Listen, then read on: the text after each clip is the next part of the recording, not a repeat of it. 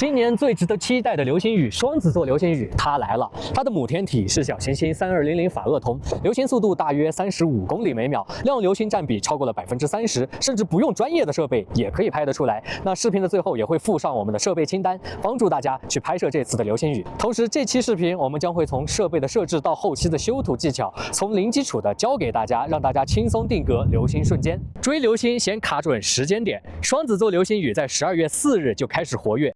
整个活跃期，流星的数量会呈现山峰状，所以在极大的前后依然可以尝试去拍摄。地点选对，成功率直接翻倍。可以查询光污染地图，光污染小的区域看到的流星就会更多。提前踩点时要注意，避开高压电线、大树，找坡度平缓的地方架设，防止三脚架打滑。提前测试好构图，就可以开始拍摄啦。装备别乱带，实用才是最重要的。不管用什么设备拍摄，都需要一个稳定的三脚架。相机呢，优先选择全画幅，半画幅也可以拍。全画幅呢，可以达到更高的上限。镜头方面，尽量选用大光圈广角镜头。大光圈能让进光量翻倍，广角能让选取的范围更大一些。12月份的山顶温度很低，电池注意保暖，不然续航会缩水。尽量选择用红光来照明，这样可以避免影响你的夜视能力。相机参数是核心，记好这个黄金组合。使用 M 手动挡，光圈开到镜头最大。我的16毫米镜头最大光圈是 f2.8， 进光量最足，所以我选择它。快门区间设置10到30秒，暗光环境可以适当提高，有微弱光污染可以减小。全画幅 ISO 设置1600到3200，半画幅不要超过1600，不然噪点会糊掉画面。对焦是最关键的，无限远后回拧半圈，因为很多镜头无限远对焦是虚的。拍摄测试后确定星点是否对上焦。还有一个重点就是要避免设备晃动，开启相机间隔拍摄功能，或者是使用快门线，避免手动按动相机造成星点抖动。有镜头储物袋的小伙伴也记得带上，这可以避免温差导致镜头起雾而废片。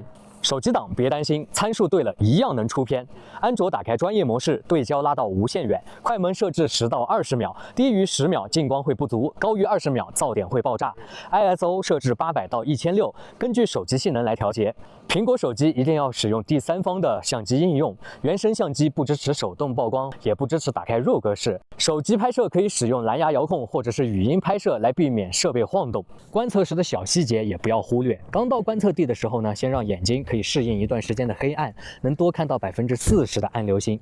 拍摄的时候呢，你也可以加上前景，比如说帐篷呀，还有树木，还有人物的剪影，这能让画面更生动，而且更具有纪念意义。接下来呢，我们就通过星图软件去找到双子座的辐射点，并进行构图就可以了。这里呢，我们就把双子座的辐射点放在画面的正中间，因为流星是从辐射点向外扩散的，靠近辐射点的概率会更大，远离辐射点呢，流星会更长。这一点我们综合考虑就可以了。这个角度呢，流星的入镜概率相对会更高一点。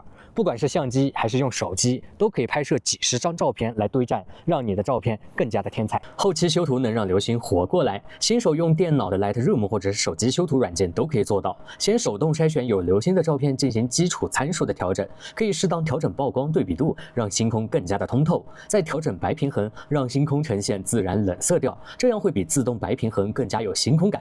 这样你就可以获得单颗流星的照片了。接下来我们可以到 PS 中使用堆栈，让所有流星都出现在一张画面里。把通过刚才步骤处理完的照片以堆栈的方式导入，点击文件、脚本，将文件载入堆栈，软件就会自动把所有图片对齐。然后我们选择所有图层，把混合模式调整为变量，这样我们就可以获得一张有很多流星的照片了，发朋友圈也就没有问题了。在此基础上，有时间的小伙伴还可以尝试单独把每一个图层的流星抠出来，那照片的细节会更加的完美。最后再强调，夜间户外观测一定要结伴而行，提前给家人发定位，设备别忘记装防潮带，避免漏水损坏设备。相信看完我们的视频教程，你也能够拍出刷爆朋友圈的流量大片。永远不要停止思考，祝大家天晴，我们星空下见，拜拜。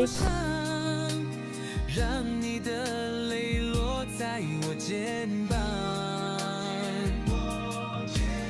要你相信